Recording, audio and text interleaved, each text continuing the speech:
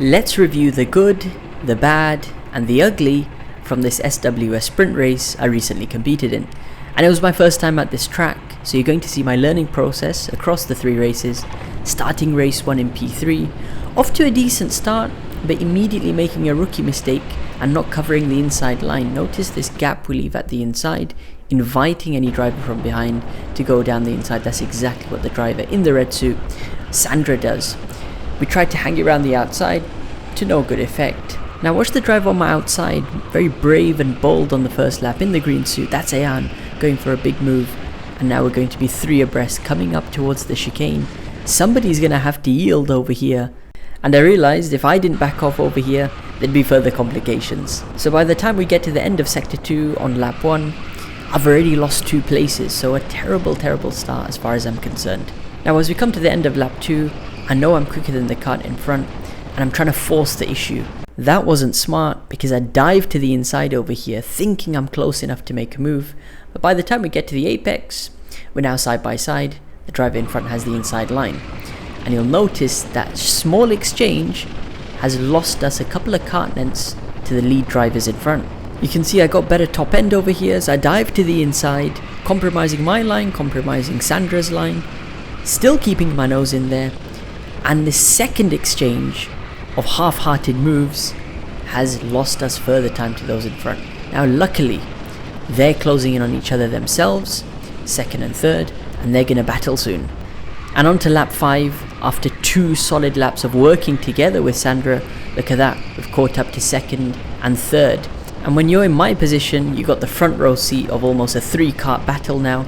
You've really got to pick your moments. It's all about the timing and precise execution. So I'm just sitting back, gauging what these guys are potentially going to do. And now I get a good exit out the hairpin. I know this is my moment. I've got to dive to the inside, make up the move for P4.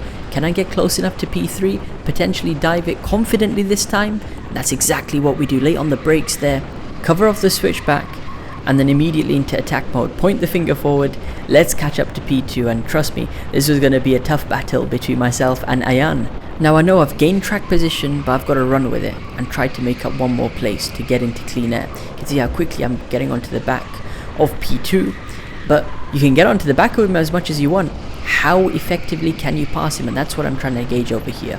Is he in defensive mode? Do I just have a quicker car on the straights? It looks like got a better run coming into this hairpin over here. Why not just dive it down the inside? For a split second I thought he let me through, so I said let's push forward and work together, but no, he comes back at me. So I truly know now this is going to be a fight for P2. Now a lap later, we're still fighting, and I'm trying to bait him to go defensive into this last sector, and let's see what kind of run I can get round the outside. He covers the inside off. I'm going to take the dirty part of the track over here, which then turns to the inside, and a textbook move which we've been trying since lap 1 comes off for us once again. And now this time at the end of lap 7, we're up to P2, and that's the best we could manage for race 1. P2 it was. Some great battles all round, a good warm-up of what's to come.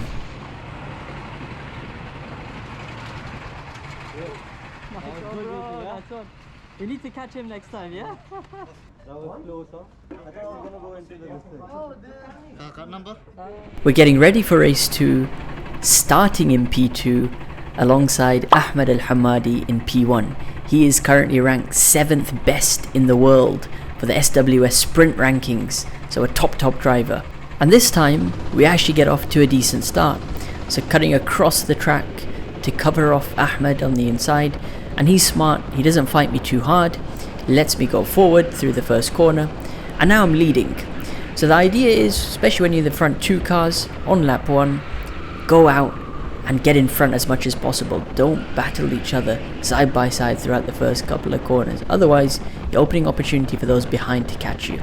As we come towards the end of sector 2 now, make a bit of a mistake, go a bit too hot into this hairpin, and that compromised my exit. Now Ahmed doesn't need a second invite, he's going to dive down my inside and take back the lead on the end of lap 1. Now my objective was to follow Ahmed forward and create a gap to those behind, and trust me, those guys were absolutely going hammer and tong at it. They were really battling, so this was our chance to get in front.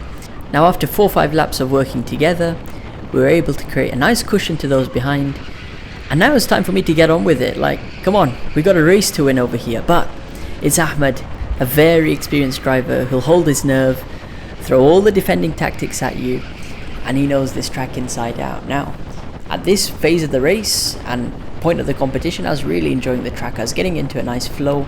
I know I had pace, but it's all about that decisive overtaking move.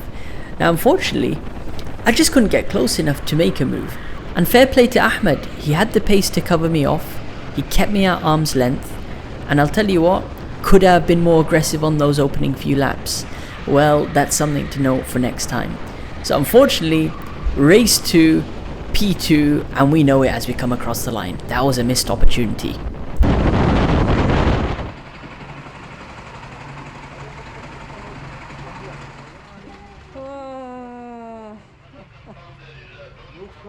No, my kart is good, but you are good in defense.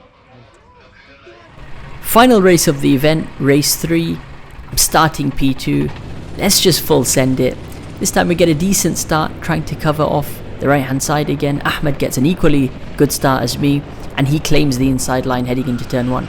I tuck in behind to follow him through, and I didn't realise it at the time, but those behind us are really close, and I'm sure somebody bumped into another and it just became a domino effect, and then I just get pushed out into turn 3. So now we've dropped down to P3 and we've got Ayan in front. It's going to be interesting to see how this battle develops. So here we go then, end of lap 1, on to lap 2. I'm attacking again, trying to reclaim P2 back. And you can see Ayan is going to go slightly defensive downhill. I open the door ever so slightly, and look at the two behind me. They just gobble that gap up, don't need a second invite, and go clean down my inside. That's the trouble. The moment you leave a tiny bit of a gap, those behind you stay on your bumper and commit to the inside move. So I've lost further time. Let's just see how this battle is going to develop. Once again, I've got that spectator mode on. There's 3 in front of me who are battling. As we come to the final sector now, it's all getting close, bumper to bumper, almost side by side. You can see up ahead. Can I pick my moment? I got Yusuf on my right hand side who's coming through. It's 5 karts battling for second place over here. And as we come out the final corner, it's still side by side. So we're really going to have to fight for this. We're getting a run for our money over here. Pay attention to my inside. The driver in the red suit, that's Yusuf. And watch out as we come past the first sector split now. We get a nice momentum on those in front. Get a nice line, flowing line. We just tag the rear of that kart in the blue suit. And I'll tell you what, that compromised my exit after such a nice first sector. And it's Yusuf in the Ferrari suit and the Leclerc helmet who passes us. So we're all the way down to P6 now. Absolutely shambolic start, let's just say. The tension is rising. It's the last race of the event. Everyone's going all out now, and you can see a bit of contact between those two drivers presents an opportunity for me to take back P5. And now it's just about getting my head down. I know I've got a quick kart. I've got to focus forward and see how far up the pack we can get again. The comeback is on. And on to lap 5, my favourite lap of this race. I'm watching P4 and P3 in front of me battle. And here it's all about picking your moment, waiting for that opportunity to present itself. And when it comes, you need to pounce on it. You can see I'm baiting those drivers in front that I'm going to attack you straight away. Look at this, putting my car to the inside. They go slightly defensive. Driver in blue goes to the dive bomb. They're side by side. Driver in the green, Ayan, he fights back.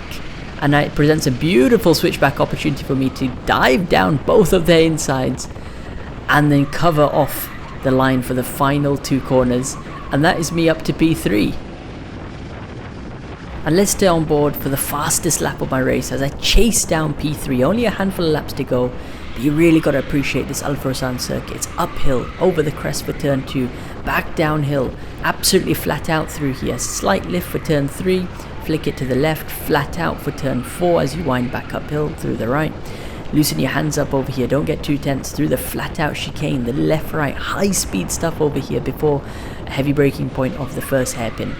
Flick it to the right hand side, use a bit of the rubble on exit, and I really go for a late apex, a wide entry, late apex for this left hand hairpin, and foot pin to the floor for these triple right hand sequence. The final couple of corners ahead of us from the right, slight lift, flick it to the left, get over that inside curb but not too much, and and keep it within track limits.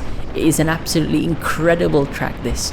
Al Fursan, my first time there, definitely not my last time, and I'll tell you what, this track is just pure vibes.